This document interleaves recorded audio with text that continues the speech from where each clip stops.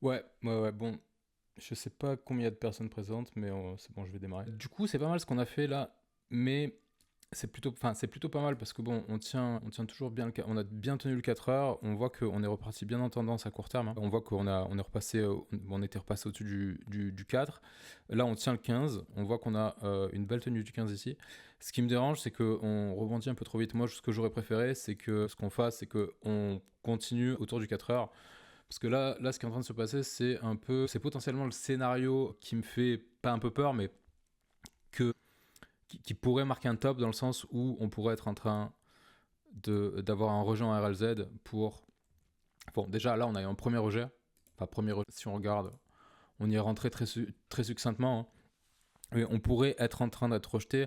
Là, ce qu'on voudrait voir, c'est venir dans notre reload zone et consolider ici pour pouvoir repartir, partir à la hausse derrière, enfin continuer notre tendance et faire un nouvel ATH. Ça, ce serait positif.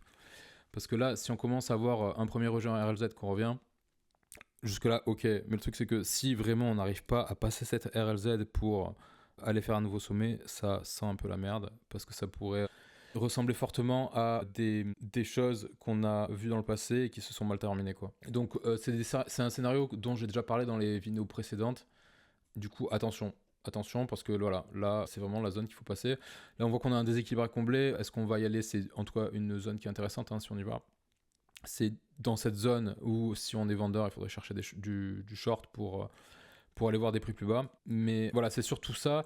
Moi, j'aurais vraiment aimé, enfin, ce que j'aimerais vraiment, c'est qu'on ait plus de consolidation avant de venir.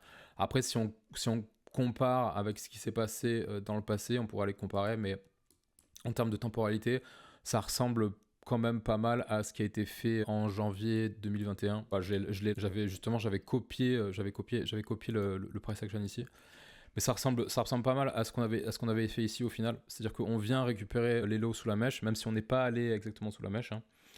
Et, et en fait, donc on était revenu sur le 4 heures, on voit on avait récupéré les stops sous ce niveau ici. Et derrière, donc on avait tenu notre 4 heures. On voit que ici on avait fait un passage en RLZ, on avait eu un premier rejet, mais on avait tenu le 4 heures derrière, tenu du 4 heures et tenu du 1 heure, avec derrière consolidation. On retourne dans la zone, on a de la conso haussière, conso bullish.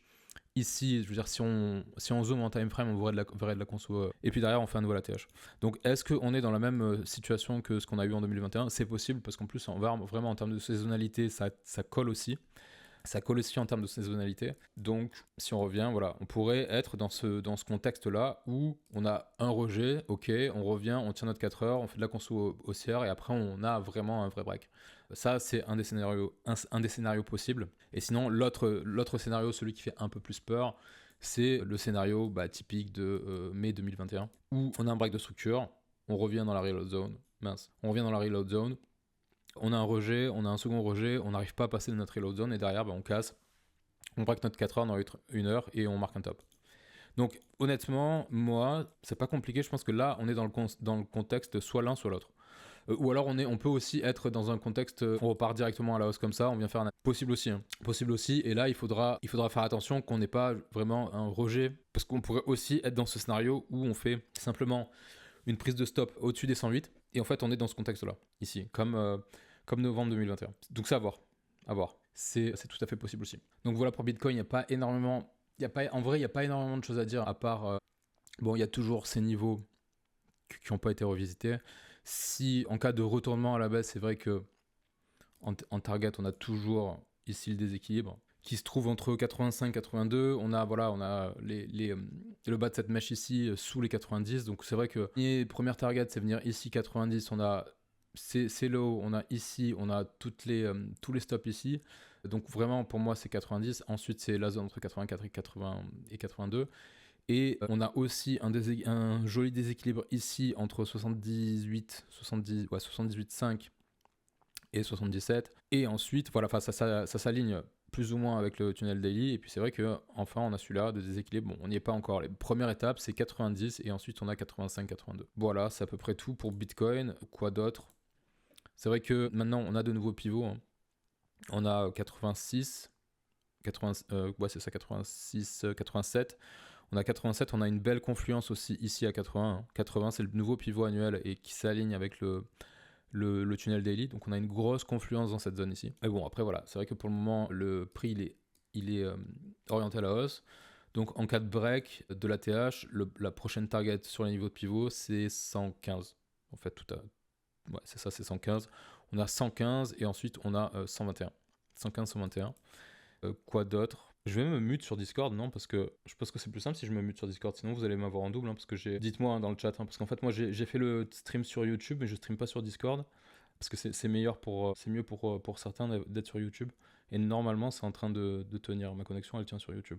Ouais, du coup, je me mute. Ouais, je me mute sur Discord. Ouais, du coup, quoi d'autre pour le Bitcoin? Bon, on a d'autres targets aussi, hein, mais j'aime pas trop discuter des targets après.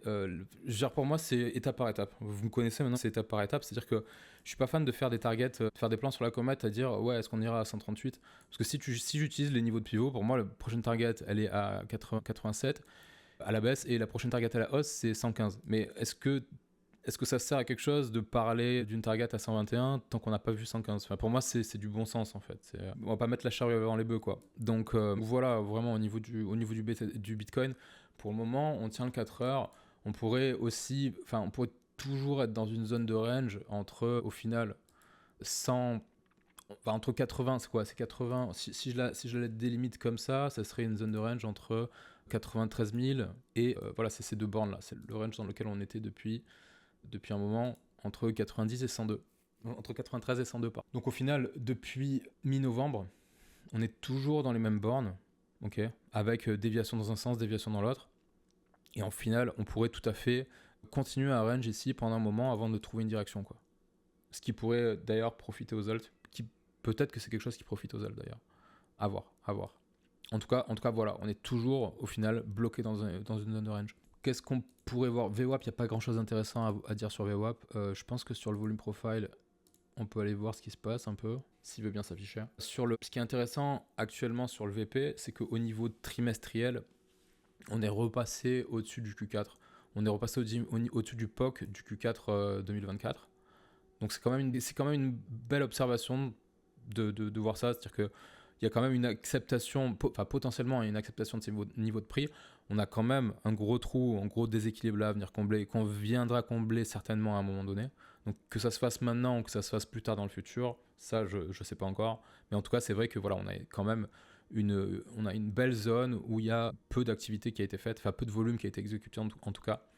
Et donc ça c'est quand même pas perdre d'esprit, quoi. Pas perdre de vue. Au niveau, qu'est-ce qu'on pourrait aller voir? Pas au niveau du super trend, je pense qu'il n'y a pas grand-chose, surtout en 12 heures. On va aller voir contre Bitcoin. Déjà au niveau des alts, vu que j'ai les charts ouvertes, ce qui performe depuis le début de l'année, alors on voit qu'on a l'intelligence artificielle qui est en surperformance par rapport au reste. Account abstraction aussi. J'avais rajouté l'écosystème Atom, gaming qui a performé. Sinon, voilà, Kaspa, je pense que Kaspa et Alephium doivent être en train de sous-performer étant donné qu'ils sont sous la baseline et ils sont sous la performance de Bitcoin. Mais sinon, depuis le début de l'année, on voit quand même que par rapport à Bitcoin, on a les alts qui sont en surperformance. Donc ça colle à la saisonnalité. Ça, c'est contre Bitcoin, hein. Ça colle pas mal à la saisonnalité, hein, pour le moment. On a une surperformance des alts depuis le début de l'année. Qu'est-ce que je voulais montrer aussi? Donc ça, c'était contre USD, c'est pareil, c'est la même chose. BTC, USD. Toujours pareil, c'est l'intelligence artificielle qui est en surperformance pour le moment. Et c'est vrai que le secteur AI prend beaucoup de mindshare sur Twitter, hein.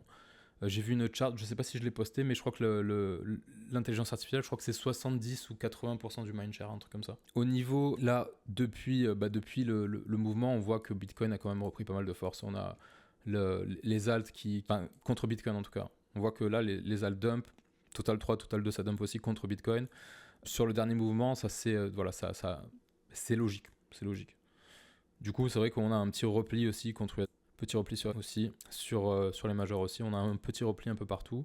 Et on avait eu quand même un début de surperformance. On voit sur la charte de Ethereum contre Bitcoin, potentiellement, ce que je disais la dernière fois, c'est que bon, sur une vision long terme, la charte, elle est dans une zone qui est intéressante. Mais sinon, on est toujours dans une tendance baissière, hein, contre Bitcoin. C'est toujours pas ça, hein. Ethereum, c'est toujours pas ça. On voit que voilà, on est potentiellement en train de faire. En fait, on est potentiellement en train de faire un range. Si on regarde entre ces deux, si je prends les extrémités, on est ici. Ce qui serait plus intéressant, ça serait juste de regarder ça. Par exemple, si je mets un volume profile comme ça, là, les bornes du range, en prenant le volume, en prenant la distribution du volume, on voit qu'on a on a quand même des bornes qui sont plus intéressantes que si on prend les extrêmes. Je vais virer les Vegas. Ça, c'est en prenant les extrêmes de prix. Et si on prend juste le volume, si on prend la VA, on voit qu'en termes de range, on est entre 0.03922 et 0.03457.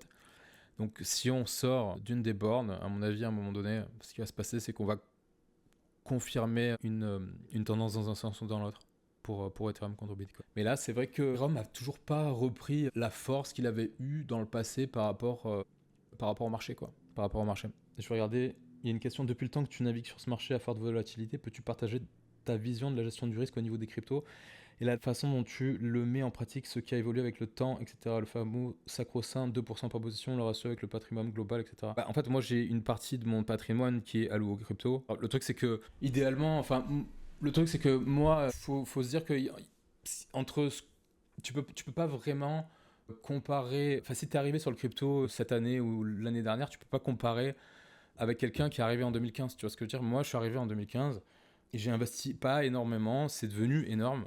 Et le truc, c'est que du coup, c'est devenu une énorme part. Et force est de constater que moi, j'ai appris à faire de la performance sur ce marché, mais j'ai cet avantage, et c'est même pas un avantage, pour moi, c'est une chance d'avoir quand même eu la possibilité d'investir peu et d'avoir énormément de retours. Et le truc, c'est que maintenant, c'est pas forcément quelque chose. Enfin, si, c'est quelque chose qui est toujours possible, mais j'ai cette espèce de recul où, justement, moi, j'ai bâti un patrimoine assez confortable avec peu d'argent de base, tu vois. C'est-à-dire que mon retour sur investissement, à la base, mon investissement de base, c'est 1200. C'est quoi? C'est 1200. J'ai mis pas plus de 1200 € dans les cryptos, tu vois. Donc en fait, mon R, il est gigantesque par rapport à ce que j'ai injecté dans ce marché, quoi. Parce que j'ai pas risqué plus de 1200. Et je veux dire, aujourd'hui, ça fait partie intégrante de ma vie depuis des années. Du coup, le truc, c'est que la façon dont tu vas gérer ton risque quand tu es ultra confortable par rapport à ce que tu as risqué initialement, elle va être forcément différente d'une personne qui va venir et qui va risquer beaucoup plus de son patrimoine initial, quoi. Pour moi, c'est du bon sens, c'est juste évident. Tu peux pas, c'est très difficile de dire à quelqu'un, en fait, ça va être plutôt, comment dire, je vais te donner un exemple, mais tu vois, par exemple, le truc que j'ai fait sur Nova il y a pas longtemps, où j'ai une position qui a 6 chiffres sur Nova, mais le risque initial que j'ai mis, il est insignifiant par rapport à mon capital total, tu vois. Et en fait, ça m'impacte beaucoup moins qu'une personne pour qui ça va représenter une partie beaucoup plus importante. Je sais pas si vous comprenez. Donc en fait, c'est très difficile de dire ne risque que 2% par position, parce que moi, c'est pas forcément un truc que je fais de risquer 2% par position. Ça peut m'arriver de risquer beaucoup plus de 2% par position, par exemple, quoi. Donc, mais parce que j'ai cette capacité justement à risquer plus de 2% par position. C'est ça la grosse différence. Je peux me permettre de risquer plus de 2% par position, parce que si je perds ces 2%, ça va pas m'affecter plus que ça, quoi. Et ça va aussi, voilà, le truc, c'est que ça va dépendre énormément de votre profil, de votre horizon de temps. Tu vois, le truc, c'est que mon adhérence au risque, elle va absolument pas être la même que l'adhérence au risque d'un père de famille qui a 4 enfants à nourrir, qui a un taf, qui a un boulot, tu vois, qui taffe 8 heures par jour, que 8 heures par jour, par exemple. Mais c'est vrai que moi, j'ai un profil où, je veux dire, j'ai pas du tout toutes ces j'ai pas du tout de responsabilité familiale, j'ai pas du tout ça, tu vois. J'ai beaucoup plus de liberté par rapport à pas mal de choses. Donc c'est vrai que l'adhérence au risque, elle est complètement différente en fonction des gens. Le tonton, salut Ponzi, j'espère que tu vas. Le tonton nous a partagé le wallet de la famille Trump et je le regarde quotidiennement. Mais c'est pas le wallet de la famille Trump. Il faut comprendre un truc, c'est que il faut arrêter avec cette histoire de wallet de la famille Trump.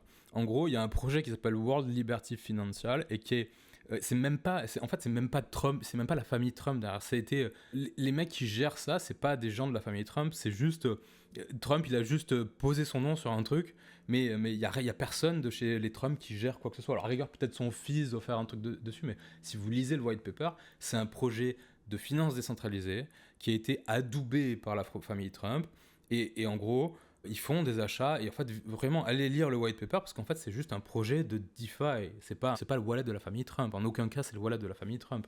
Oui, ils ont de l'ETH, ils ont de l'ENA, ils ont peut-être de l'Ondo, un truc comme ça. Mais il y a un token qui s'appelle le WLF et en fait allez lire. Moi je l'ai pas forcément lu, je l'ai lu en diagonale pour essayer tu vois, de plus ou moins comprendre que voilà, c'était pas du tout le wallet de la famille Trump. Mais attention aux mauvaises interprétations, en fait, tu vois ce que je veux dire. Il faut arrêter, c'est pas le wallet de la famille Trump, quoi. Moi, j'espère que le stream, il fonctionne quand même.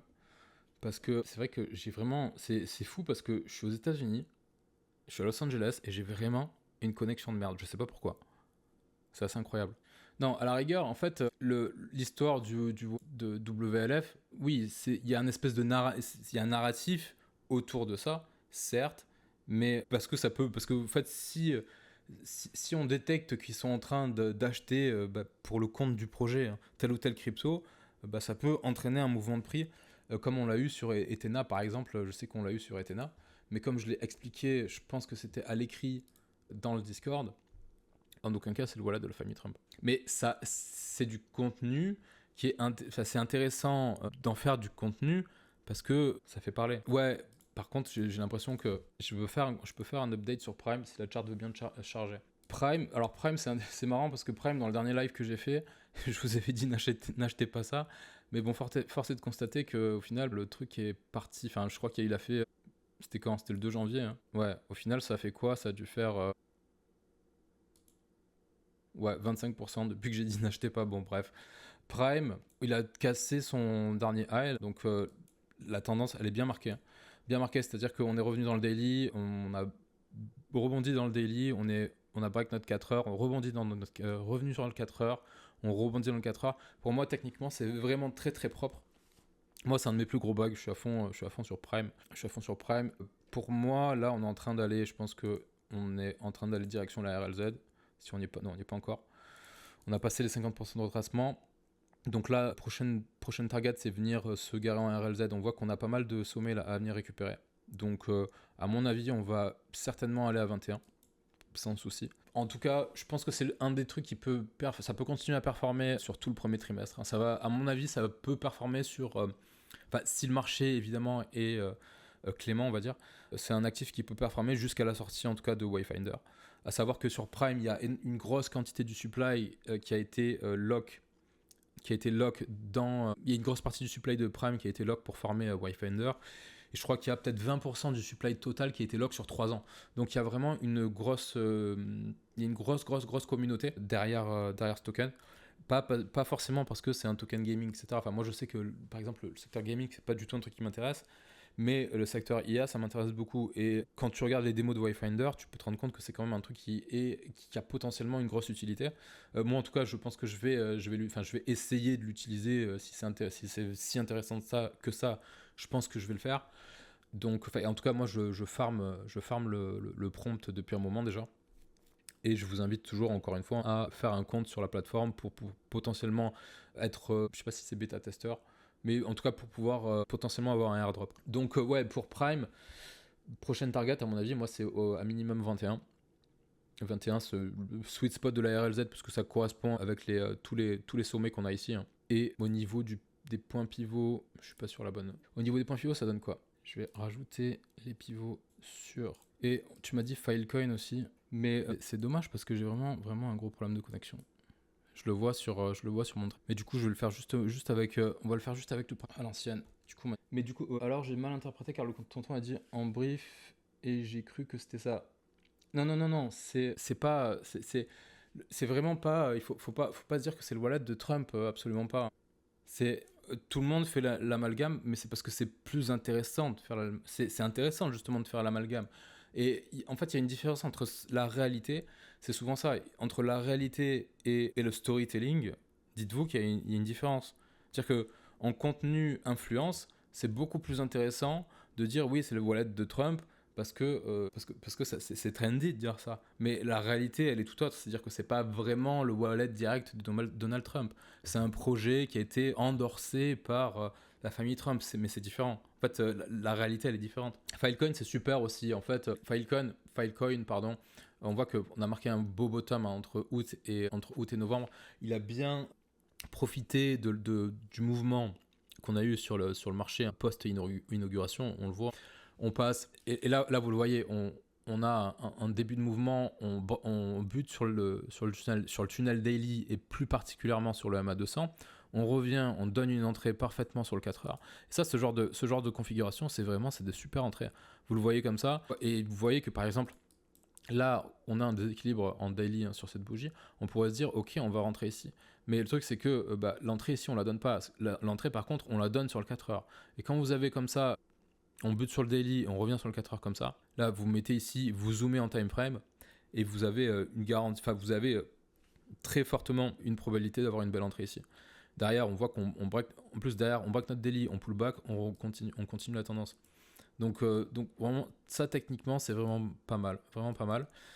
Il se passe qu'on est allé, je pense, en plus on a comblé 2 gros déséquilibres qu'on avait fait en avril 2024 ici. On est venu en RLZ, vraiment très légèrement en Z. Et là, qu'est-ce qui se passe? On est revenu sur notre daily, consolidation sur le daily. Et là, on essaye de rebondir. On passe au-dessus du 4 heures. Donc là, Filecoin, potentiellement, il a marqué son plus bas plus haut dans une tendance haussière. Potentiellement. Maintenant, à voir si on réussit. Là, ça sera toujours tributaire de tout ce qui va se passer sur le marché. C'est-à-dire que si on a une bonne année 2025, si on a un bon premier trimestre 2025, il y a de fortes chances que ça soit notre plus bas plus haut. Maintenant, si c'est pas le cas, on peut avoir un retournement de tendance ici, et c'est toujours pareil, c'est-à-dire qu'on peut regarder tous les actifs techniquement. Le postulat, il sera assez similaire un peu de partout, quoi. Maintenant, c'est vrai que Filecoin, c'est un vieux truc, c'est quand même assez vieux, et il y a pas mal de vieux tokens qui ont un peu tous la même configuration comme ça. Donc attention, moi je sais que j'irai faire un focus plutôt sur des trucs assez plus récents au niveau narratif. Par exemple, récemment, c'était les agents IA. On m'a dit Masa et RSR. Masa, je sais que on a eu une belle entrée aussi. Et on est reparti en tendance, je pense, sur Masa. C'est où qu'il y a de l'histo? Je crois que c'est sur BitGet, non? Non, sur Bybit, me semble. Mais là, pour revenir sur Bitcoin, faudrait en tout cas pas qu'on revienne. L'impulsion qu'on vient de faire là, si on revient, qu'on comble l'imbalance, ok. Par contre, si on repasse dessous, c'est pas ouf, quoi. Même si on reviendrait dans le 4 heures, mais je serais vraiment pas fan qu'on ravale tout le mouvement qu'on a eu ici. Perso. Ouais, Masa, c'est super. Ce qu'on a fait, c'est super. Là cette conso, pump, conso. Et en plus, voilà, vraiment ça, ce genre de price action, c'est vraiment super. Là, derrière, on a eu belle correction. On vient sur le daily et on repasse pas sous le daily. On repasse au-dessus du 4 heures, conso. Et là, par contre, au niveau de l'entrée, c'était venir se mettre ici, quoi, dans le déséquilibre qu'on avait. C'est ce que j'ai essayé de faire sur Eurist, mais force est de constater qu'on est allé beaucoup plus bas. Mais là, par exemple, là, c'est ce genre de truc, quand vous avez une grosse impulsion comme ça, souvent on y revient. Et si le marché est vraiment boule, en fait, ce qui se passe, c'est que on vient combler ici, et derrière, on se retourne. Ça, c'est un truc que je fais souvent, ça. Je mets mes ordres dans le déséquilibre ici, ça me fait un prix moyen. Je l'ai pas fait sur Masa, mais c'est un truc que je fais souvent. Du coup, sur Masa, où est-ce qu'on est?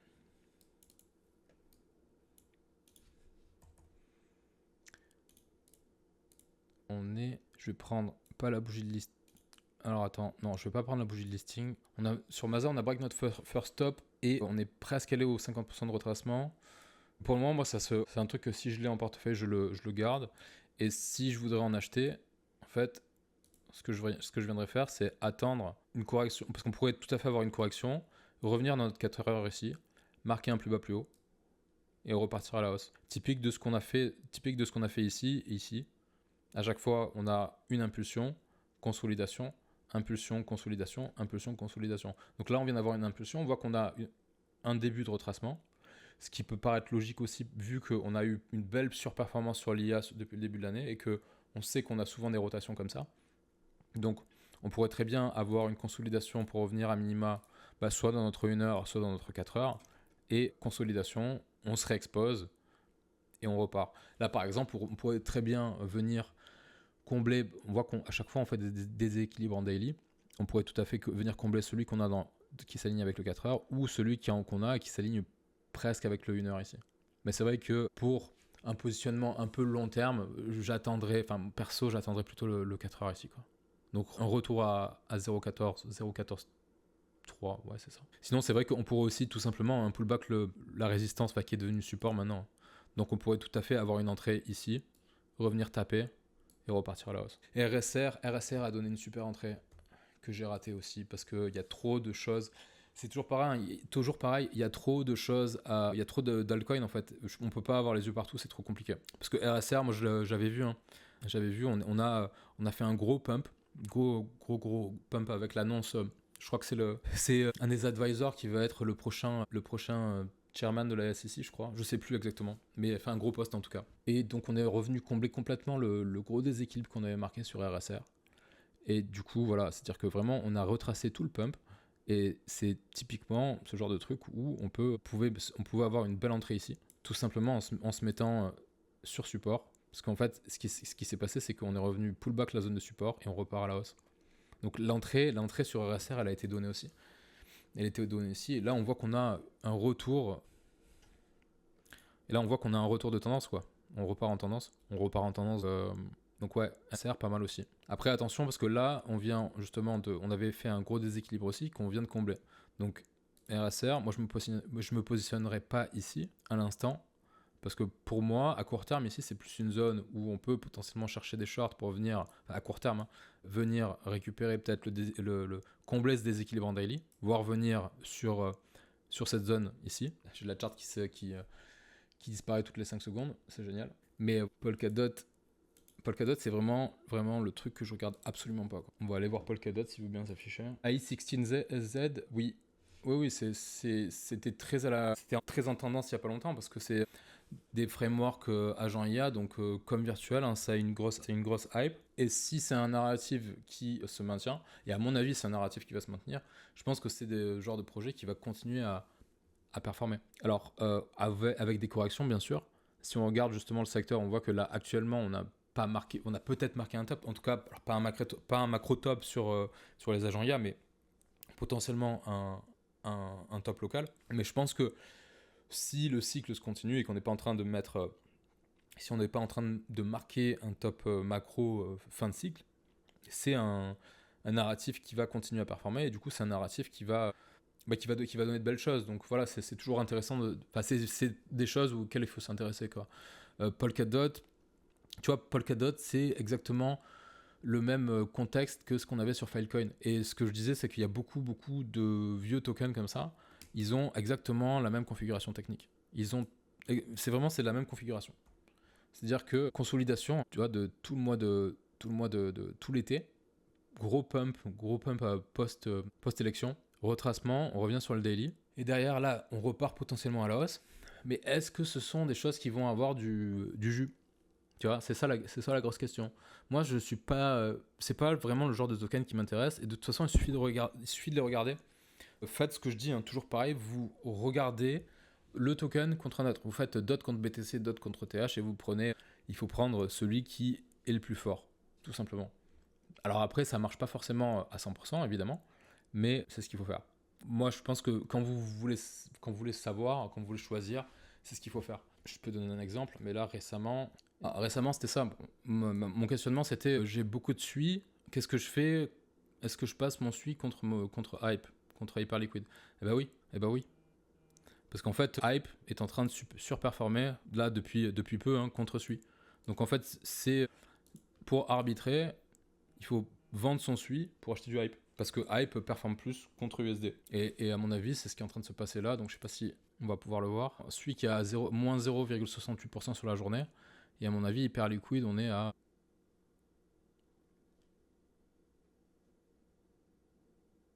Je crois qu'on est à plus 6%, un truc comme ça. Si vous avez d'autres questions, posez-les. Voilà, sur Hyperliquid, on est à plus 6, on a plus 6,64. Alors que SUI, moins 0,80. Donc moi, par exemple, ce que j'ai fait, c'est que j'ai vendu SUI pour acheter du Hype. Mais évidemment, toujours pareil, c'est que tu te bases sur la chart, quoi.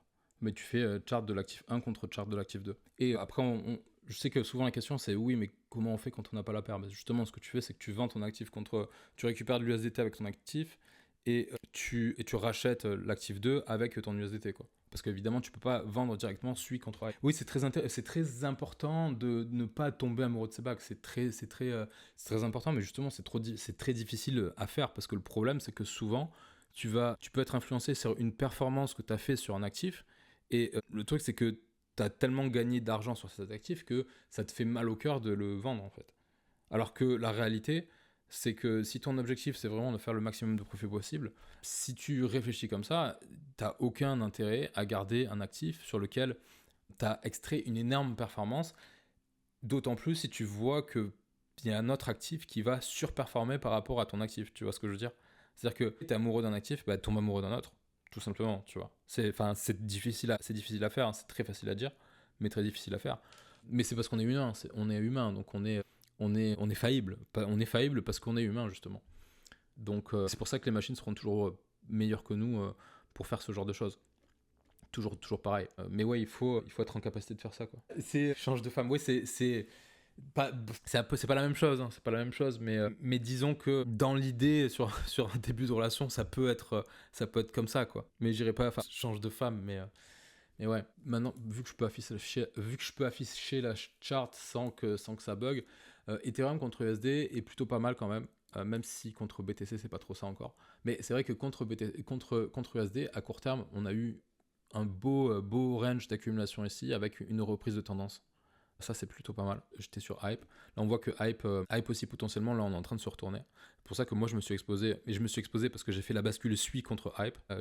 Bascule SUI contre Hype. Mais sinon, ouais, je jongle entre les deux, là, Hype et Ethereum. Ethereum, pas mal. Je voulais afficher les Vegas dessus. C'est ça, voilà. S'ils veulent bien s'afficher. Du coup, il vaut mieux échanger ce type de token contre des coins avec contre des coins avec plus de trends. Tu auras un top 5 des meilleurs coins en ce moment où l'entrée est encore intéressante. En fait, le truc, c'est que en crypto, ça va tellement vite. Désolé, hein, je bois un coup. En crypto, ça va tellement vite que ce qui était en tendance au cycle précédent ne l'est plus forcément maintenant. Il y a des nouveaux Layer 1 qui sortent en permanence, etc. Et il y en a certains vont avoir plus de traction que d'autres. Par exemple, SUI a énormément de traction et il se passe énormément de choses sur SUI. Et là, par exemple, récemment, on a fait de super perfs dans le channel high risk. Il y a un trade dans lequel, un sous-channel dans lequel on a fait pas mal de performances, et en particulier sur SUI, parce qu'on a pris la hype agent IA sur SUI, et du coup, moi je sais que j'ai fait une super performance sur AIDA par exemple. Je crois que j'ai fait, sur Nova, j'ai fait x55 ou x60, et sur AIDA, j'ai fait x38, x30 ou x38, un truc comme ça. Donc grosse position sur AIDA, GTP, d'ailleurs un tiers de la position hier soir. Mais pour revenir sur ce dont je parlais, vous avez toujours de nouveaux projets qui arrivent, de nouvelles tendances. Donc SUI, beaucoup de choses se sont faites sur SUI, et d'ailleurs ça se voit sur la chart, c'est-à-dire que SUI a vraiment énormément surperformé sur ce cycle. Si je trouve ma souris, voilà, on va prendre la chart de SUI. Donc toujours pareil, ça met une plombe à s'afficher. Mais donc vous avez SUI, vous avez Hyperliquid, donc Hype qui a aussi beaucoup de traction. Il y a Movement qui va arriver. Le token est déjà listé, un Move. Hein, j'ai une grosse position sur Move. Je crois que je l'ai posté pas mal de fois aussi, qui va potentiellement avoir pas mal de traction. Il y a plein de choses qui arrivent. Il y a Monad qui arrive. Il y a Eclipse qui est déjà disponible. Enfin, le token d'Eclipse n'est pas disponible, mais le réseau fonctionne. Il y a déjà des choses dessus. Qu'est-ce qu'il y a d'autre? Il y a Monad, j'en ai parlé. Il y a Mega ETH. Il y a plein. En fait, là où je veux venir, c'est que les Polkadot, Atom, etc., c'est fini. Enfin, quand je dis c'est fini, c'est-à-dire que ce ne sont plus des actifs qui ont la traction qu'ils ont pu avoir sur le dernier cycle. Et c'est normal, en fait, il y a un renouvellement en permanence, et c'est quelque chose où il y a tellement, entre parenthèses, d'innovation, parce que est-ce qu'il y en a tant que ça, je ne sais pas, mais c'est le jeu des chaises musicales, c'est-à-dire que vous ne pouvez pas rester bloqué dans le passé à spéculer uniquement sur Polkadot, Atom, Avax, etc., quoi. Si ce ne sont pas des projets qui sont en capacité d'attirer plus de développeurs, d'attirer plus de builders, etc., il faut passer à ceux qui justement le font. Et là, c'est sur ce genre de problématique que vous pouvez aller voir des sites comme Artemis, comme Defilama, etc., pour voir justement où est-ce que va l'activité, où est-ce que va le mindshare, où est-ce que va l'activité, où est-ce que vont les gens en fait. Où est-ce que vont les gens? Là, actuellement, il y a énormément d'activités sur Base. Il y a énormément d'activités sur Base, sur SUI. Hyperliquid probablement aussi, parce que Hyperliquid a a fait beaucoup parler. Du coup, il faut arrêter de rester pas bloqué sur AVAX, sur BNB. Enfin, alors BNB, c'est un cas à part encore, mais bon voilà, la charte dessus, elle est sans commune mesure. C'est-à-dire que le truc a explosé. Le truc a fait un énorme bottom. Si on regarde en weekly ou en mensuel, ça, c'est un énorme bottom. Et là, c'est en tendance depuis août, le truc a surperformé tout le marché, quoi. Moi, je sais que je suis pas du tout intéressé par tout ce qui est BCH, tout ce qui est LTC, etc. Ça a bien performé récemment parce qu'on a eu une hype sur les Dino Coins, mais c'est pas des tendances qui sont soutenues. Non, mais c'est ça, voilà, la trend, elle change tous les ans. Et limite, tous les ans, il y a tellement de nouveaux trucs qui sortent, et ça sort en permanence, il y a des nouveaux trucs qui sortent en permanence. Là, il y a quoi d'autre? Bah, il y a Fuel aussi, il y a Fuel, je l'ai même pas, je l'ai même pas utilisé. Il y a Abstract qui va sortir. Qu'est-ce qu'il y a d'autre? Il y a trop de trucs qui sortent en permanence. Abstract Chain, Bera Chain. Alors Eurist, on a rebondi vraiment sur le bas du support pour le moment. Donc plutôt, c'est vrai que je m'attendais pas à ce qu'il corrige autant. Mais c'est vrai que on est vraiment venu tout en bas de l'ancien range. Enfin pas tout en bas mais presque quoi. Là, à court terme, ce qui est encourageant, c'est qu'on a une tentative de retournement. On voit qu'on est passé au-dessus du 5, on est passé au-dessus du 15. Plutôt encourageant parce que c'est vrai qu'on était quand même assez bas. Hein. Mais voilà, là on voit que potentiellement à court terme on a inversé la tendance. Ce qu'on voit, on voit qu'on était passé sous le 1 heure, sous le 15 minutes, sous le 5 minutes. Et d'ailleurs vous le voyez, hein, quand on break comme ça un gros tunnel sans réintégration derrière, donc avec vraiment un break de support, on a souvent un gros début de tendance. Donc on était sous le 5, on a tenu le 5. Là on voit qu'on a réussi à finalement flip le 5, là on a flip le 15 et on rebondit on a flippé le 15, on rebondit dessus. Prochaine étape c'est le 1 heure ici, donc on voit qu'on a 1 heure avec ces sommets ici, hein. Donc très simplement notre prochaine target c'est plus cette zone ici, et donc si on flip derrière c'est vrai que on a prochaine zone, c'est ça, avec notre déséquilibre qu'on a ici. Donc tant qu'on break pas notre support ici, bah c'est ok. C'est juste une correction post-tat. On a qui est pas mal aussi. H-bar c'est pas mal. H-bar c'est pas mal. Il faut aussi regarder ce qui se fait sur H-bar parce que bon, même si on peut critiquer, hein, ça c'est pas un problème hein, de critiquer le manque de décentralisation, etc. Mais la réalité c'est que les gens s'en foutent. En fait, la majorité des intervenants ils en ont rien à foutre. Ils sont là pour la thune, ils sont là pour faire du profit. De toute façon, c'est dire moi que ce soit H-bar ou que ce soit notre token, je suis là pour acheter un point A, un point B. Donc après derrière, tu vois, là ce que je vois, c'est qu'on a une super consolidation. On a un truc, on a tenu le 4 heures sur H-bar. On a une belle conso. Potentiellement, tu vois, on est en train de faire un setup de continuation de tendance, quoi. Tu vois, on est revenu sur notre first stop. C'est un truc H-bar qui, à mon avis, peut finir à $1, tu vois. Donc voilà, c'est cool. H-bar, c'est vraiment pas mal. Je pense que là, il y a potentiellement un trade à prendre, en tout cas, en continuation de tendance. Et après, c'est toujours pareil. C'est seulement si on a un marché qui est assez sympa avec nous pour la suite. Ouais, on a des profils différents. Mais c'est parce que moi, j'essaye de chercher la performance vraiment dans des trucs assez niches, tu vois. NMR, oui, j'avais une position sur NMR, je me suis fait stop. Hein. NMR, je suis sorti. Parce que c'est toujours pareil, c'est-à-dire que c'est des choses, quand tu vois que. Et encore, tu vois, NMR, c'est toujours. Graphiquement, c'est toujours bien. Mais le truc, c'est qu'il y a un moment donné où tu dois te dire, ça bouge pas tant que ça, le reste du marché bouge plus, je garde pas, tu vois. Parce que sinon, t'as un énorme coût opportunité qui se fait, parce que ta money ne travaille pas assez sur un actif. Tu vois ce que je veux dire? Donc, être patient, c'est bien, et il faut être patient. Hein. Moi, je l'ai appris à mes dépens, hein. Mais il faut pas l'être trop non plus. C'est-à-dire qu'à un moment donné, il faut trouver. Je pourrais pas vous donner de règles, parce qu'il y en a pas vraiment, en fait, en réalité. Mais il y a un moment donné où il faut se dire, ok, à côté, il y a le reste du marché qui surperforme, je peux pas y rester, tu vois, parce que mon argent, il travaille pas au final, ou il travaille pas assez. Et du coup, voilà, là, NMR, c'est vrai que graphiquement, ok, on est revenu dans résistance ici. Qu'est-ce qui s'est passé? J'ai même pas eu un double sur NMR. Non, décevant parce que j'ai même pas chopé un double. Voilà, on est venu sur 0.38.2, first stop. Et on corrige, on est repassé sous le daily, là on consolide sur notre daily. Ça peut être intéressant, évidemment ça peut être quelque chose sur lequel se positionner est intéressant, mais s'il y a plus intéressant, je vais pas garder un actif qui ne performe pas, c'est sûr et certain, ou qui soupe. Parce que le problème, c'est le bull market, il est plus court que le market en général, c'est plus court qu'un bear. Donc et le pire dans tout ça, c'est que l'intervalle de temps où tu peux vraiment extraire énormément de performance, il est encore plus, enfin sur un bull market, il est encore plus court. C'est-à-dire que tu as vraiment une fenêtre d'opportunité qui est assez courte. Et donc en fait, c'est au plus tu attends, au plus le temps contre. En bull market, le temps est contre toi. Et en bear market, le temps est là avec toi. C'est-à-dire qu'en bear market, tu as vraiment le temps d'attendre, tu vois. Tu peux attendre tant que tu veux, tu vois. Enfin, pas tant que tu veux, évidemment, mais t'es plus relax en bear market qu'en bull market. Parce que voilà, en bull market, c'est vraiment très intense. Très intense. C'est pour ça qu'on dit souvent qu'un bull market est beaucoup plus compliqué à gérer qu'un bear market, parce que il y a tellement de choses à faire, il se passe tellement de choses, et tout va tellement dans tous les sens, que c'est très difficile. C'est une réalité. Moi, je vous le dis, un bull market, c'est vraiment très difficile par rapport à un bear market. Parce qu'en réalité, hein, un bull market, tu extrais énormément de performances, et après, en bear market, tu dépenses tes profits. Tu vois ce que je veux dire?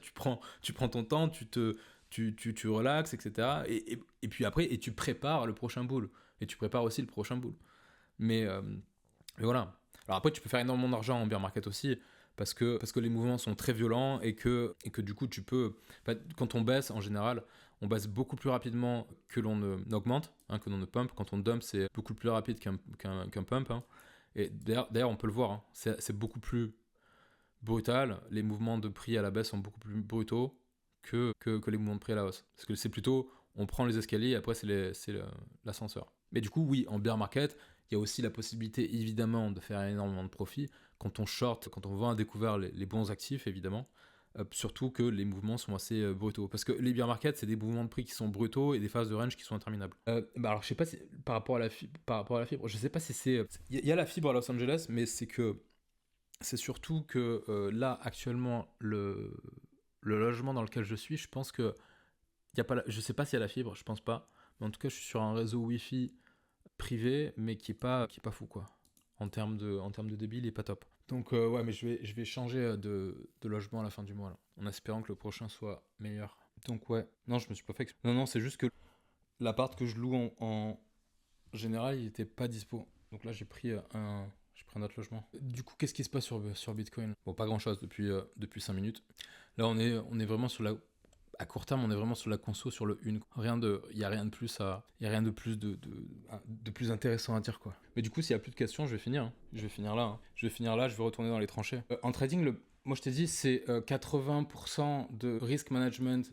Non, c'est 80% de psychologie et risk management. Et encore, je dirais peut-être même 90. Et honnêtement, la balance entre les deux, je saurais pas comment exactement le dire, hein, mais je pense que c'est, allez, on va dire 50% de psychologie, 30% c'est risk management, money management, et 20% c'est la technique. Et encore, je pense que j'irais jusqu'à dire qu'il y a 10% c'est la technique, tu vois. Je pourrais dire c'est 45% c'est de la psycho, 45% risk management, money management, et tout le reste c'est de la technique, soit très peu, soit 10%. Parce que, et le problème, c'est un truc que je répète à chaque fois, c'est que la plupart des gens inversent les choses et partent du principe que c'est 80% de technique et tout le reste, ils font l'impasse dessus. Alors que pour moi, le plus important et ce qui m'a aidé le plus, c'est de prendre conscience de mes biais cognitifs et de leur application potentielle à ce domaine-là. Qu'est-ce que je pense du sell de news potentiel autour de l'investiture de Trump? J'en ai strictement rien à foutre. Mais alors, c'est un truc que je ne comprends pas. Je suis désolé, je ne comprends pas. Si quelqu'un peut m'expliquer ce délire autour de l'investiture de Trump, parce que personnellement, je ne comprends pas. Et je l'ai dit où? Je crois que je l'ai dit dans Brief Chat, qu'il y a un mec qui a posé la question, et moi j'ai répondu, je ne comprends pas ce délire autour de l'investiture. Quelqu'un m'explique. Je ne comprends pas en quoi il pourrait y avoir un sell de news autour de l'investiture de Trump. Bah, c'est tout. Bah, je ne comprends pas. Et c'est qu'est-ce qui justifie, rationalise le fait qu'on ait un mouvement à ce moment-là? Qu'on puisse avoir un mouvement avec ce qu'ils se disent au FOMC, parce qu'il y a un FOMC en janvier, je peux comprendre. Mais qu'est-ce qu'on en a à foutre de l'investiture de Trump? Pour moi, c'est un non-event. Ok? Vraiment, hein. Vraiment, c'est un non-event. Je ne comprends pas. Alors, si le marché me montre quelque chose et me montre une configuration spécifique autour de cette date-là, je gérerai mon risque en conséquence, mais en aucun cas cette date est marquée au fer rouge sur ma chart. J'en ai strictement rien à foutre de l'investiture. Ok? Mais vraiment strictement rien à foutre. Ce qui était intéressant pour moi, c'était l'élection. ok, parce que l'outcome de l'élection pouvait déterminer qu'on ait un mouvement ou pas, c'est ce qui s'est passé, mais je vois pas en quoi l'investiture légitime quoi que ce soit en fait. Ça vraiment, vraiment, je ne comprends pas. Donc ça, faut me l'expliquer. Peut-être qu'il y a un pattern qui se reproduit à chaque investiture. Ça, alors, si on me montre par A plus B qu'il y a un pattern qui se reproduit au niveau des investitures, je veux bien. Mais sinon, pour moi, il n'y a pas Il peut y avoir une corrélation, mais corrélation ne veut pas dire causalité. Donc, gérer mon risque en fonction de l'investiture, non. Bah non. Moi, je fonctionne en fonction de ce que le marché me donne, me dit. C'est tout. Donc voilà, c'est vrai que oui, on pourrait marquer, je crois que c'est quoi, c'est le 20, un truc comme ça. Moi, ce qui m'intéresse plus, à la rigueur, c'est, on va regarder, bah, je vais regarder sur Forex Factory, parce que je sais plus quand... Non, en fait, c'est CME Watch Tool. Déjà, ce qui est intéressant, ça va être le prochain CPI, et ça, à mon avis, ça va avoir plus d'importance. C'est-à-dire que sur Forex Factory, c'est quand les prochains prints. Non, mais c'est normal qu'on voit pas mon écran. C'est normal, je le partage pas. Je partage pas l'écran avec les dates, là, actuellement. Mais en gros, le prochain CPI, je sais plus quand c'est. C'est demain, c'est pas le 7. Il y a les minutes le 8 janvier. Mais alors attention, parce que j'ai vu quelqu'un dire oui au FOMC, mais mercredi, il n'y a pas de FOMC. Mercredi, on va voir les minutes du FOMC. Et les minutes du FOMC, en fait, c'est simplement le bilan du FOMC précédent. Donc en fait, ne vous attendez pas à une information incroyable ce mercredi, parce qu'en fait, il n'y aura rien d'incroyable. Il va y avoir, c'est un procès verbal de ce qui a été dit au FOMC précédent. Donc, est-ce que c'est important? Oui, mais c'est pas tant important que ça par rapport à un vrai, enfin, par rapport au FOMC de janvier, parce que là, il y a une décision qui va être prise. Par contre, ce qu'on a, le 8, c'est l'ADP, et donc on a le NFP, et on a les chiffres du chômage. Donc ça, c'est important. Okay. Donc c'est mercredi, ça? Ouais, c'est ça. Et du coup, ce qui va être surtout important, c'est quoi? Non, le NFP, c'est vendredi, pardon. Je me suis planté, le NFP, c'est vendredi. Mais le prochain CPI, c'est la semaine prochaine. Donc le 14, on a le PPI. Et le 15, on va avoir le CPI, je pense. Voilà, c'est ça. Le 15, on a le CPI. Donc c'est vrai que la semaine prochaine, il faut s'attendre à potentiellement du mouvement. Étant donné que si les chiffres de l'inflation ne sont pas bons, ne vont pas si on va pas dans le bon sens, bah là, le problème, c'est que ça va conforter les décisions qui ont été prises au FOMC précédent de ralentir la baisse des taux. Et le marché, il risque de ne pas apprécier. Comme il n'a pas apprécié l'information au FOMC précédent. Et donc voilà, c'est ça qui est important. Et après, je crois que le prochain FOMC, c'est dans 23 jours, je crois que c'est à la fin du mois, un truc comme ça. À mon avis, c'est pas loin de l'investiture. Il y a une question intéressante, la prise de conscience de ces biais cognitifs se fait principalement par l'expérience de trading.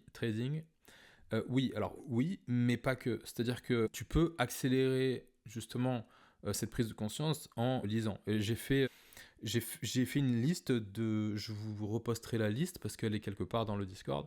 Il y a une liste de livres qui est intéressante à lire par rapport à ça. Moi, j'en ai lu pas mal et je continue à en lire. Je continue à en lire sur la psychologie. Et justement, moi, si je pouvais, dans le processus d'apprentissage, si je pouvais imposer aux gens de commencer par ça, c'est ce que je ferais. Parce que le problème, et c'est une problématique qui a avancé dans une vidéo que je poste souvent, qui s'appelle les 3 challenges auxquels tout trader fait face, un truc comme ça. C'est une vidéo faite par The Rational Trader. C'est une vidéo qui a 9 ou 10 ans, je crois, où il explique que tout débutant se jette sur du contenu, analyse technique, etc. Et pour moi, et c'est ce qu'il dit, enfin je sais plus si c'est ce qu'il dit, etc. Exactement, pour moi c'est une énorme erreur. Et c'est ce que fait tout le monde, c'est-à-dire que tout le monde apprend directement ce qu'est un chandelier japonais, etc., etc., etc. Et en fait, là où tout le monde se plante, c'est que tout le monde apprend l'analyse technique et ne passe pas justement par plus d'apprentissage du risk management, du money management, et surtout de tout ce qui touche à la psychologie du trading. Et surtout ça, en fait. Et c'est ça le gros problème, et je pense que si l'apprentissage commençait plus par une prise de conscience déjà en premier des biais cognitifs, des erreurs potentielles qui sont des erreurs potentielles, en fait, si on commençait par ça, il y aurait potentiellement beaucoup plus de réussite, en fait. Bon, c'est pas sûr, c'est pas sûr, parce que même en étant conscient des biais cognitifs, c'est très difficile d'y faire face. Et c'est pour ça aussi que je le répète, hein, mais les machines sont meilleures que nous. Et les machines seront toujours meilleures que nous parce qu'elles n'ont pas d'émotion, en fait. Elles n'ont pas d'émotion. Et même, tu ne peux pas les mettre de côté. C'est extrêmement difficile, à part, voilà, je sais pas, enfin, c'est pas, je dirais dire un problème, c'est pas un problème mental, mais parce qu'il y a des gens qui sont dénués d'émotions, tu vois, qui sont peut-être justement extrêmement bons pour le trading, mais c'est pour la majorité, le commun des mortels, c'est extrêmement difficile d'aller outre. Tu vois, quand je parle d'être marié à ses bagues, c'est extrêmement difficile de vendre. De vendre, tout simplement. Donc, ouais, voilà, le trading, c'est une psychothérapie à plein temps, hein, comme dit Charles. C'est réel. Et même après des années d'expérience, il y a des erreurs qui sont extrêmement difficiles à ne pas faire. C'est évident, tu vois. C'est une évidence. Tu vois, regarde, ne serait-ce que hier, je sais pas si j'ai la chart, je sais pas si on peut non, on l'aura pas la chart là, parce que je sais pas si elle est là. Non, on n'a pas la chart de AIDA. Est-ce que je peux partager l'écran? On va essayer de partager l'écran. Où est-ce qu'il est mon... Ouais, voilà, donc là normalement vous avez... Hier, j'ai vendu un tiers de ma position sur AIDA, je crois. J'ai vendu par là. D'ailleurs, je crois que c'est moi qui ai fait... Je pense que le mouvement qui est ici, là, c'est moi, vers 0.0054. Et en fait, j'ai vendu un tiers. Mais le truc, c'est que dans ma tête, je voulais vendre la totalité. Et j'aurais dû, a posteriori, j'aurais dû vendre la totalité de ma position. Mais j'en ai vendu qu'un tiers parce que je me suis dit, ok, je vais garder quand même une partie. Donc je me paye, mais moi je me dis quand même, dans ma tête à ce moment-là, je me dis, il faut que je vende tout. Mais j'ai pas vendu tout. Parce que il y a forcément, il y a une influence qui est faite par rapport à la performance qui a été faite en amont. Et parce que mon entrée, elle s'est fait par là, quoi. Okay. Et parce que en fait, tu as fait une performance qui est tellement importante, tu vois, c'est 35, et du coup, ça influe sur ta psychologie. Mais il y a des gens qui sont incapables de ne prendre que ne serait-ce qu'un tiers de profit, parce que en fait, ils ont fait x35 et pour eux, c'est x100 derrière.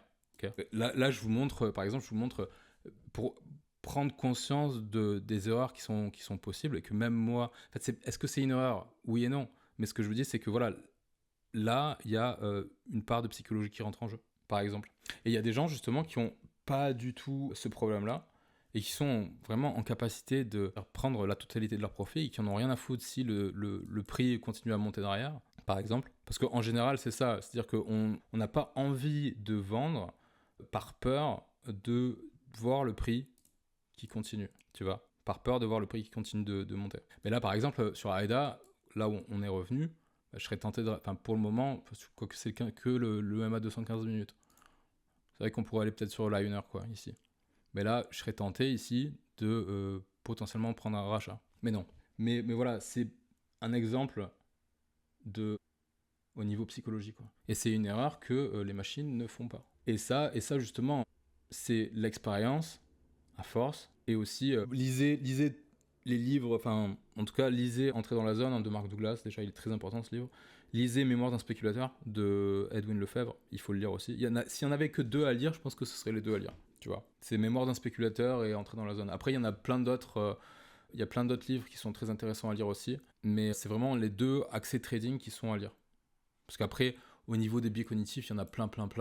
Il y a un biais cognitif qui est super, qu'on trouve souvent dans le trading, et ça, c'est un truc que je répète souvent, par exemple. C'est un biais auquel vous êtes tous confrontés, forcément. C'est par exemple l'effet de halo. L'effet de halo, c'est que vous prenez comme parole d'évangile la parole de quelqu'un que vous estimez beaucoup plus qualifié que vous.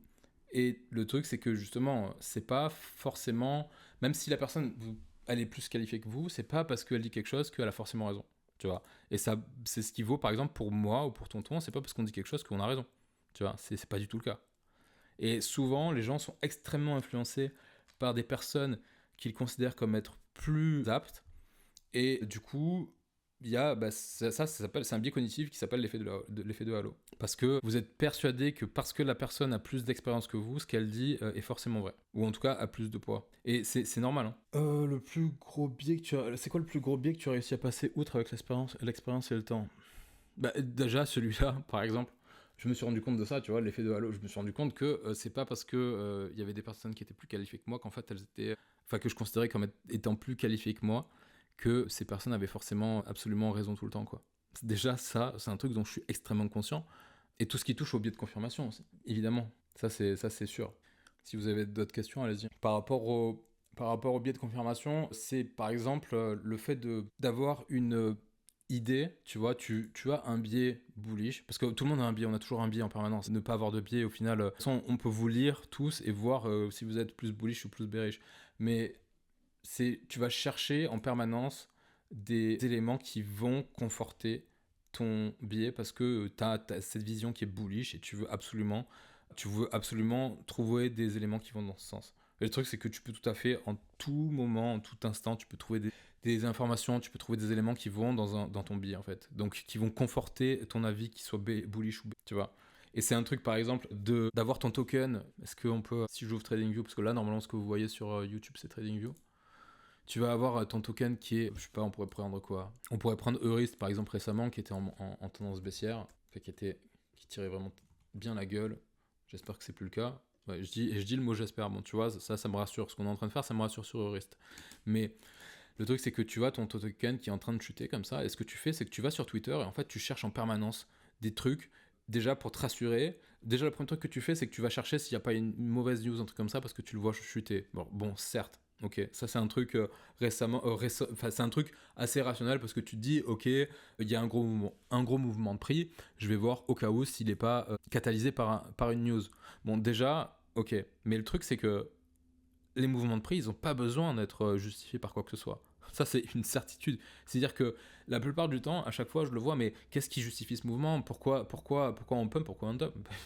Parce que. Mais c'est vraiment, la réponse est parce qu'il y a quelqu'un qui a vendu à un moment donné, qu'on a une réaction en chaîne, parce que quelqu'un a acheté ou quoi que ce soit. Il n'y a pas besoin d'avoir une news, il n'y a pas besoin d'avoir une raison pour justifier un mouvement de prix. C'est-à-dire que la plupart du temps, les mouvements de prix ne sont pas justifiés par quelque chose. C'est juste que il y a Jean Lawel qui a vendu, tu vois, ou un truc comme ça, ou qui a acheté. Alors peut-être que c'est peut-être que cette personne qui a acheté a une asymétrie d'informations par rapport à toi et a donc pris une décision basée sur quelque chose qu'elle sait, mais que toi tu ne sais pas et que le marché ne sait pas encore, tu vois. Et c'est à partir de ce moment-là, on peut avoir des mots parce que une action entraîne une réaction, etc., etc., etc. Et c'est ce qui entraîne un mouvement de prix.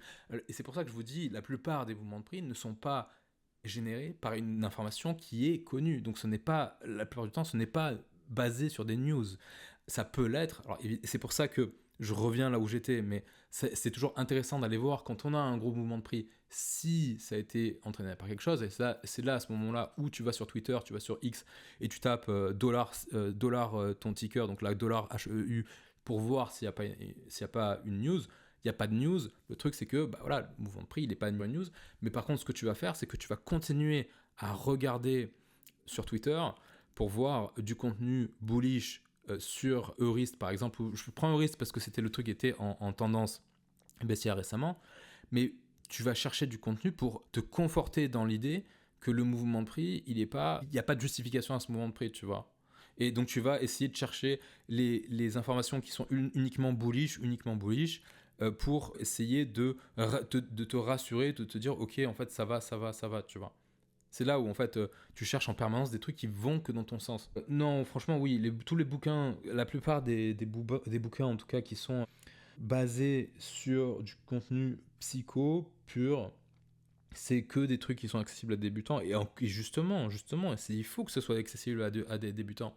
Tu vois, il faut absolument que ce soit accessible. Je vais pas vous dire d'aller lire, je sais pas moi, des trucs sur de l'analyse quantitative, des trucs comme ça, parce que ça n'a pas d'intérêt. Mais tout ce qui touche à la psychologie, tout ce qui touche, surtout, tout ce qui touche à la psychologie, c'est adapté pour des débutants. Que tu lises Mémoire d'un spéculateur, c'est la biographie de Liver, tu vois, un des plus grands traders de tous les temps. Il a fini ruiné, hein, mais bon. Donc c'est pas forcément un modèle, mais en tout cas, son histoire est extrêmement intéressante. Entrer dans la zone de Mark Douglas, c'est absolument accessible pour un débutant, et justement, c'est un livre que tout débutant devrait lire, à mon avis. Je suis actuellement à 35% de la formation du tonton. Y a-t-il un aspect technique que tu recommanderais de mettre en avant davantage par rapport aux autres, à part la psychologie, même si celle-ci est très importante? Non, en fait. Un aspect technique dans la formation, honnêtement, je pense que si tu suis toute la formation, déjà, tu as une bonne base. Et je pense que si tu viens de t'inscrire à la formation, je pense que c'est plus important à la rigueur de digérer les modules avant de suivre les briefs, tu vois ce que je veux dire? C'est-à-dire que si tu viens d'arriver et que tu regardes les briefs, en fait, tu vas peut-être forcément, tu vas potentiellement rien comprendre. Et en fait, le truc, c'est que ce qui est plus important, à mon avis, pour quelqu'un qui vient d'arriver, c'est pas de suivre les briefs, mais c'est de digérer déjà tous les modules de formation, tous les modules de ce qui touche à la localisation, momentum structure, assimiler ça en te disant bien, en prenant un recul, en te disant que ce qu'on enseigne, c'est ce qu'on enseigne, ça fonctionne. Ça ne fonctionnera pas forcément pour tout le monde, c'est fonctionnel, parce qu'en fait, on est sur une pratique qui n'est pas scientifique. Ça, c'est important de le savoir. C'est-à-dire que si tu regardes, par exemple, la façon que j'ai de procéder, elle a rien à voir avec la façon que Tonton a de procéder ou que Carré a de procéder, par exemple. Et il y a autant de profils différents que de traders, il y a autant de manières de fonctionner que de traders, et c'est ce qui fait que c'est un domaine qui est assez complexe, qui est très diversifié, parce que tu peux difficilement trouver deux profils qui sont exactement identiques. Ça, c'est très important à comprendre.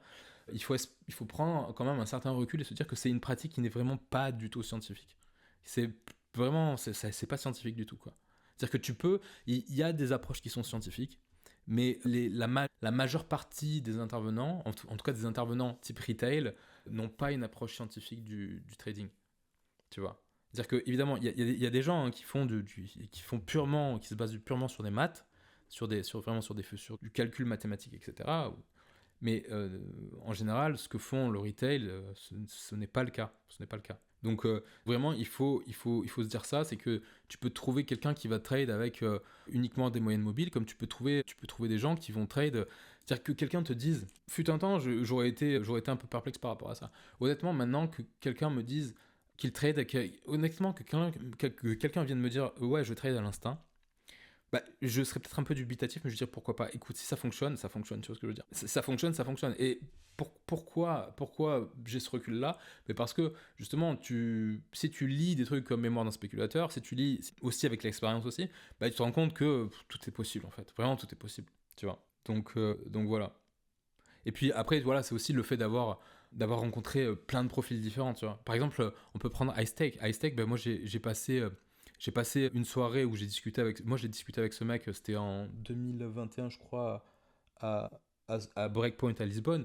Et justement, c'est un profil qui est très intéressant parce que vraiment, genre le mec est probablement milliardaire. Enfin, je sais pas s'il est milliardaire, mais à l'époque, il pesait énormément. Enfin, il pesait déjà énormément, tu vois. Et il avait fait un énorme bull run en 2021.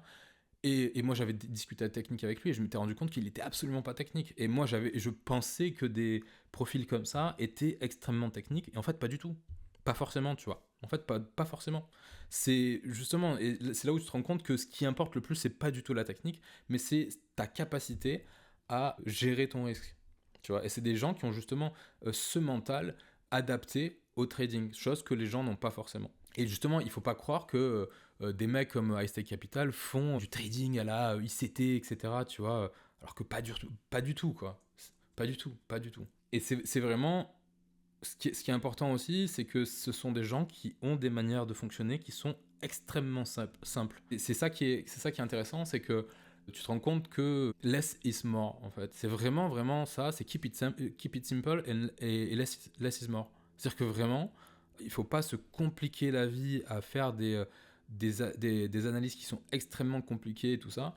Toutes les personnes, vraiment les plus gros profils que j'ai pu rencontrer, ce ne sont pas des personnes qui se compliquent énormément la vie en termes d'analyse. Et moi, par exemple, c'est l'erreur que j'ai faite à mes débuts, et c'est l'erreur que beaucoup font, c'est de vouloir compliquer à l'extrême leur analyse, penser que si j'ajoute plein d'indicateurs, si je maîtrise le price action, l'order flow, si ça, et que j'additionne tout, je vais avoir plus de résultats. Et ben non, tu vois.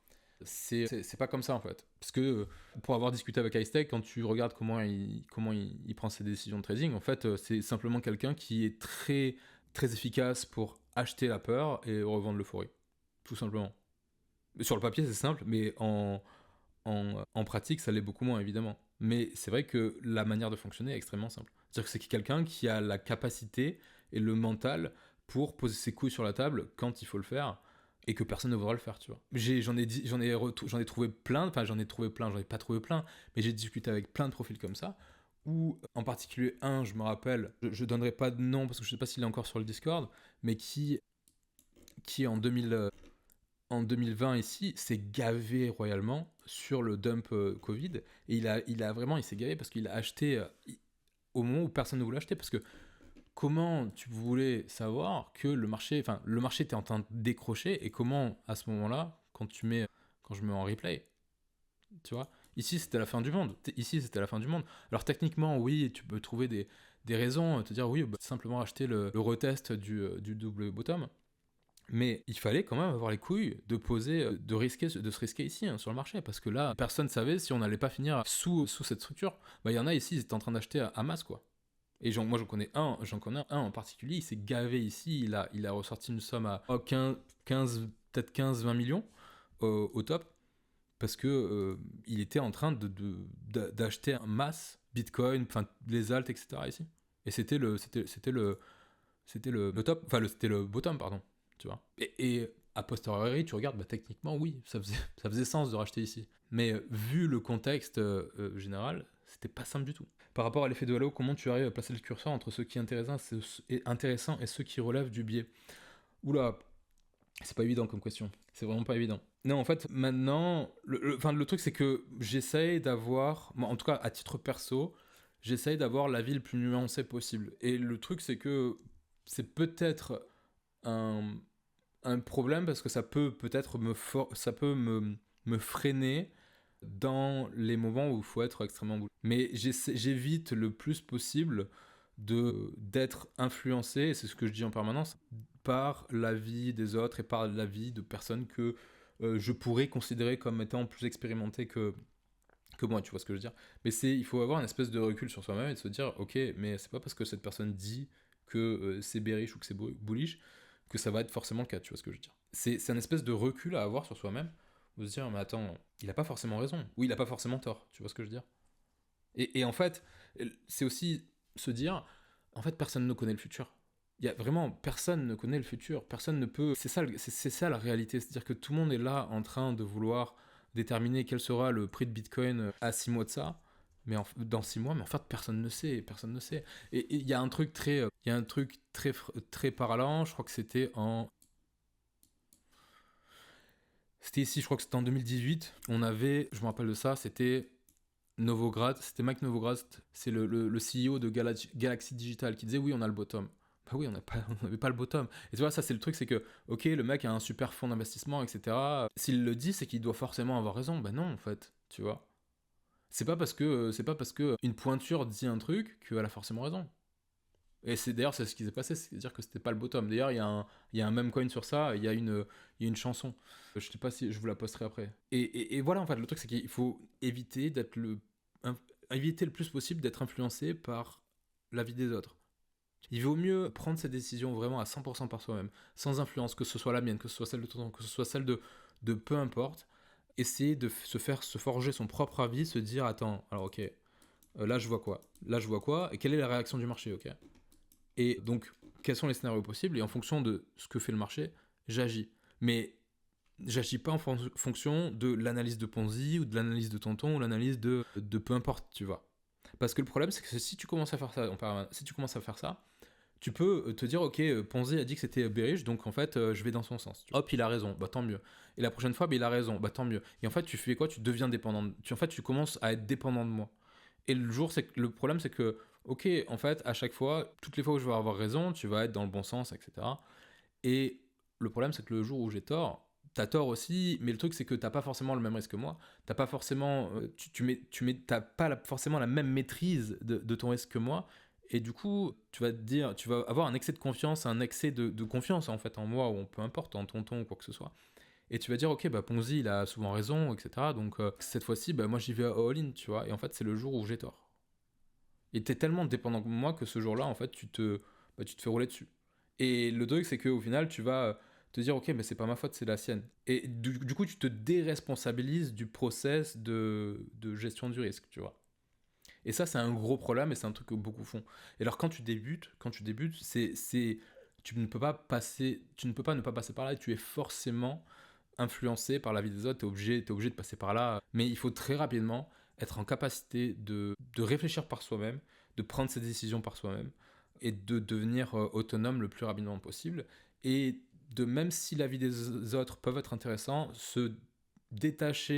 essayer de se détacher le plus possible de ça parce que ce ne sera que plus profitable au niveau psychologique.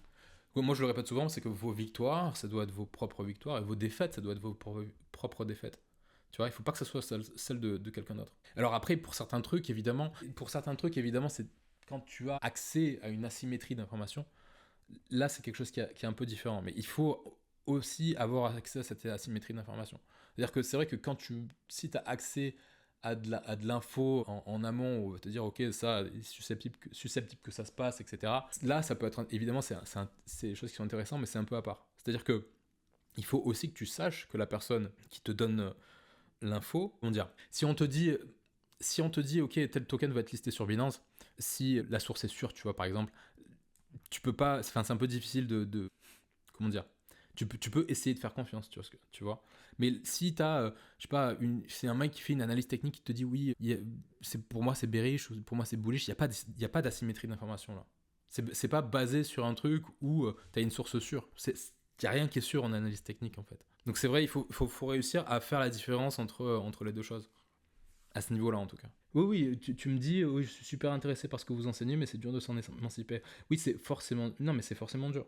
Mais toujours pareil, c'est qu'il faut réussir à devenir responsable et devenir autonome. Et ça, c'est un truc c'est un truc qui peut prendre énormément de temps. Ouais. Mais du coup, ça va être l'heure d'aller manger pour moi. Là, il est midi 18. Du coup, s'il n'y a pas d'autres questions, je vais vous laisser là. Hein. Ça fait presque 2 heures qu'on est là. Mais de toute façon, ouais, je vais finir sur ça. Mais ne pas avoir de biais sur un graphique, c'est c'est quasiment impossible. En fait, on a toujours un biais. Tu vois, parce que souvent on dit oui, ne pas avoir de biais, mais en fait, on a toujours un. Mais c'est juste qu'il faut que tu puisses te mettre en tête que tout est possible, tu vois, tout peut t'arriver. C'est-à-dire que même, tu peux voir un truc et en fait c'est l'inverse qui peut se produire. Tu ne connais pas le futur, tu vois, tu ne connais pas le futur. En fait, tu peux juste tu peux juste réagir à ce que le marché va te donner, tu vois. Mais tu peux pas... La réalité, c'est que la prédiction, elle n'est pas possible. Même certaines... dites-vous, je vais conclure sur ça, mais dites-vous que même, à mon avis, après c'est discutable, mais même des personnes qui sont beaucoup plus...